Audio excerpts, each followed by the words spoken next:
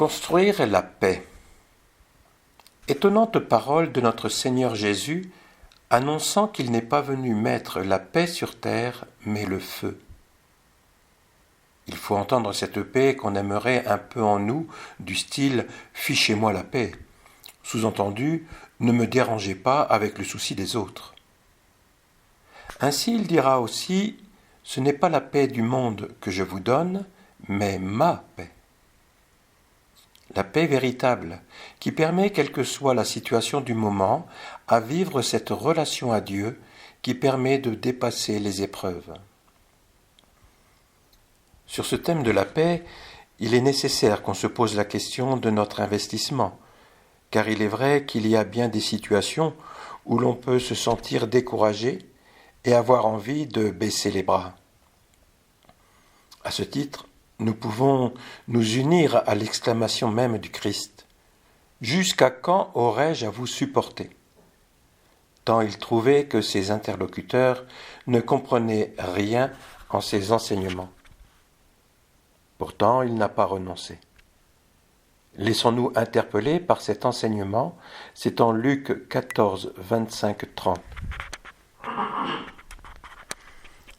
De grandes foules faisaient route avec Jésus.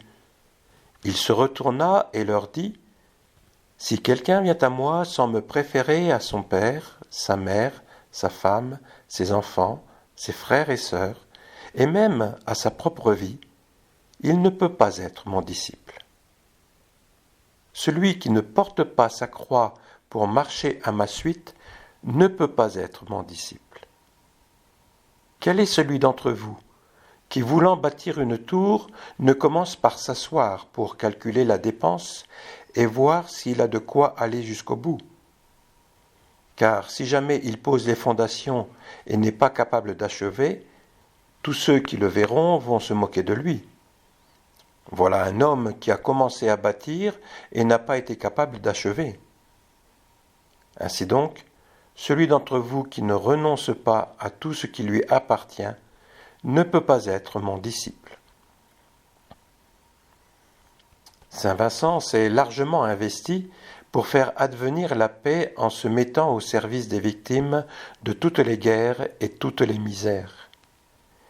Il invite largement à continuer nos œuvres contre vents et marées. Ah, mesdames, si tous ces biens venaient à fondre en vos mains, ce serait un sujet de grande douleur. Oh, quelle désolation, quelle honte! Mais que pourrait-on penser d'un tel désarroi? Et d'où pourrait-il provenir? Quelle en serait la cause? Que chacune de vous se demande dès à présent, est-ce moi qui contribue à faire déchoir cette sainte œuvre? Qu'y a-t-il en moi qui me rende indigne de la soutenir? Suis-je cause que Dieu ferme sa main à ses grâces? Sans doute, mesdames, que si nous nous examinons bien, nous craindrons de n'avoir pas fait tout ce que nous avons pu pour le progrès de cette œuvre. Et si vous en considérez bien l'importance, vous la chérirez comme la prunelle de vos yeux et comme l'instrument de votre salut. Et vous intéressant, selon Dieu, à son avancement et perfection, vous y porterez les dames de votre connaissance. Autrement, on vous appliquera le reproche que l'Évangile fait à un qui a commencé un édifice et qui ne l'a pas achevé. Vous avez établi les fondements d'une œuvre et puis vous la laissez là. Cela, sans doute, est pressant, surtout si vous ajoutez que votre édifice est un ornement à l'Église et un asile pour les misérables. Si donc, par votre faute, il vient à dépérir, vous ôterez au public un sujet de grande édification et aux pauvres un grand soulagement. Le frère qu'on a employé pour la distribution de vos charités me disait « Monsieur, voilà les blés qu'on a envoyés aux frontières, qui ont donné la vie à un grand nombre de familles. Elles n'en avaient pas un grain pour semer, personne ne voulait leur en prêter. Les terres demeuraient en friche et ces contrées-là s'en aller déserte par la mort et par la retraite des habitants. On a employé jusqu'à 22 000 livres en un an en semences pour les occuper l'été et les nourrir l'hiver. Voyez, mesdames, par les biens que vous avez faits, combien serait grand le malheur s'il venait à manquer. Seigneur, nous te rendons grâce pour les œuvres que tu nous permets de vivre. Nous avons distribué les ornements pour les églises et les couvertures et habits pour les malades. Il ne se peut dire quel effet cela a produit en toutes ces frontières, où l'on ne parle presque d'autre chose que ces charités. Nos ouvriers ont eu un tel soin des malades que par ta grâce, mon Dieu, dans la seule ville de Guise, de 500 malades qu'il y avait, il y en a plus de 300 de guéris.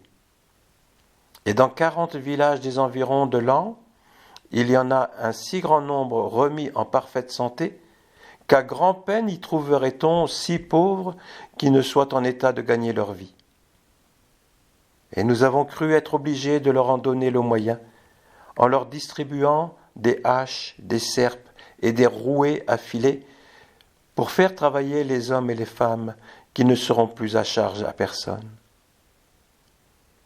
Nous avons aussi distribué les grains qu'on a envoyés de Paris en ces quartiers. Ils ont été semés, et toi, Dieu, tu y donnes grande bénédiction. Ce qui fait que le pauvre peuple supporte ces maux avec plus de patience, dans l'espérance que la récolte qui en proviendra leur donnera un grand soulagement. Merci, mon Dieu, de nous permettre d'être investis dans la diffusion de ta miséricorde. Amen.